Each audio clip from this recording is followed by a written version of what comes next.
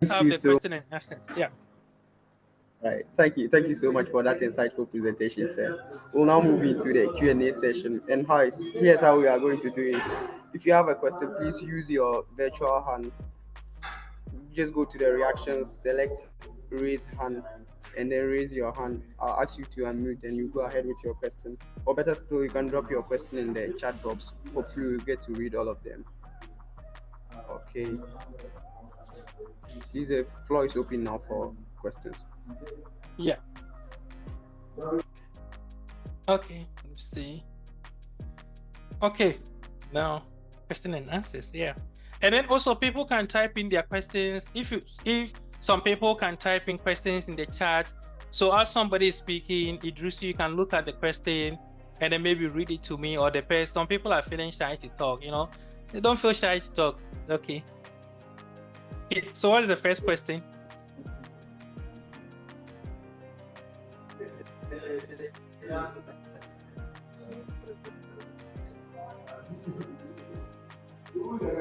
Then Hello, go ahead with Shaibu. your Please, question. can you hear me? Yes, I can hear you. Yeah, so mention your Great. name and then go on with the question. Yeah. Okay, thank you very much. My name is Emmanuel Wiafe. I am an ardent follower of you on LinkedIn, Okay. and I do repost most of your posts. And I just want to say, keep on with the good works and all that you keep sharing with us. So I am an electrical engineer by profession. I've been in the industry for about 5 years. I actually work with Gensa Energy now, and I'm able to relate with most of the things you discussed in your presentation. But I want to ask, for a young professional who wants to be abreast with um, what is going on in the developed nations or countries.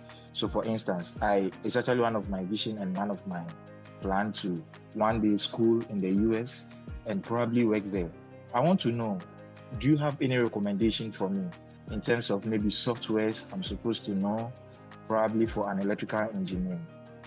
In fact, as I speak, to be honest, I have an admission in the US, which I'm looking forward to taking that opportunity. So just to ask, do you have any recommendation for me, probably softwares or any other thing that you did not mention or capture in your presentation?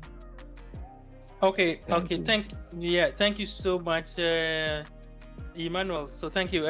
I do appreciate your kind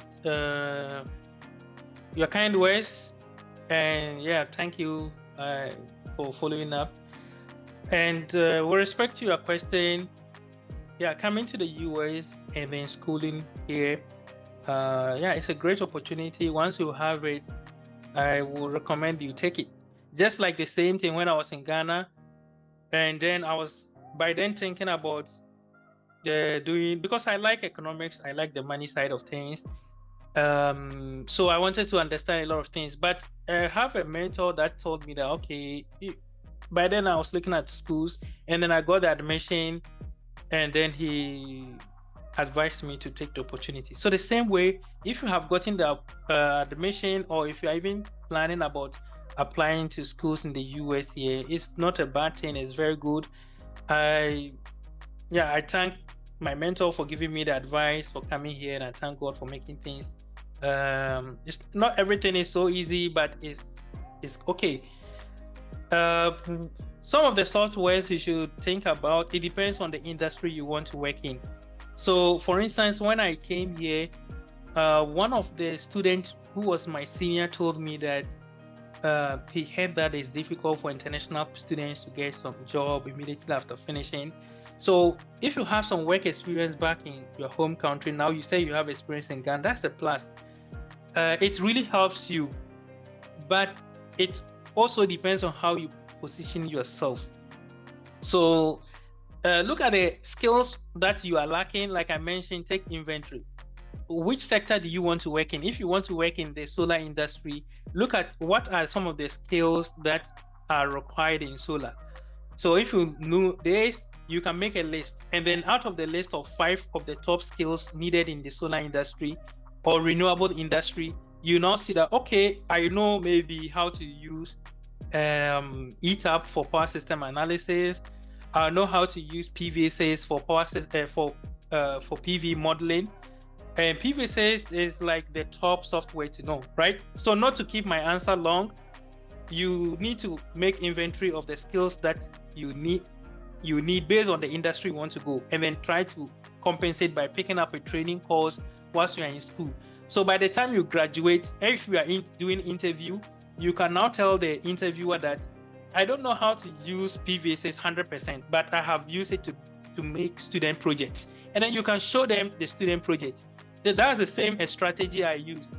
When I completed, getting a job wasn't so easy, but I made some projects.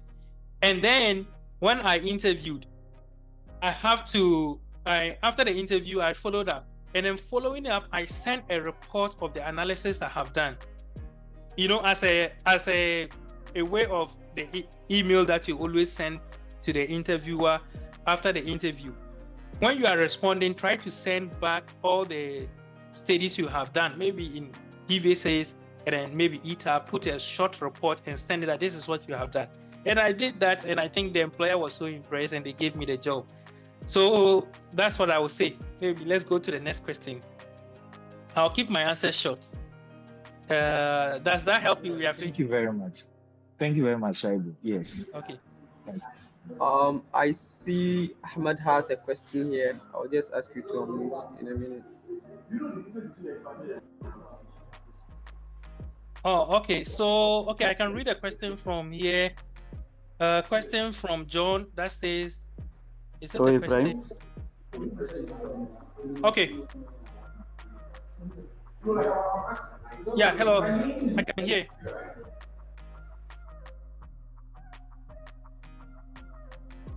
Yeah, who is the next on the question? Yes, Mr. Ibrahim, can you hear me? Yes, I can hear you. Mention your name and let's continue with the question. Okay, sir. My name is Qais Ahmed Raimi. I'm from Afghanistan and I work for a renewable energy company. I have MD degree in electrical and electronics department. Ibrahim, first of all, thank you so much for your nice presentation, and it will help us to enhance our knowledge and learn more about the experience you have.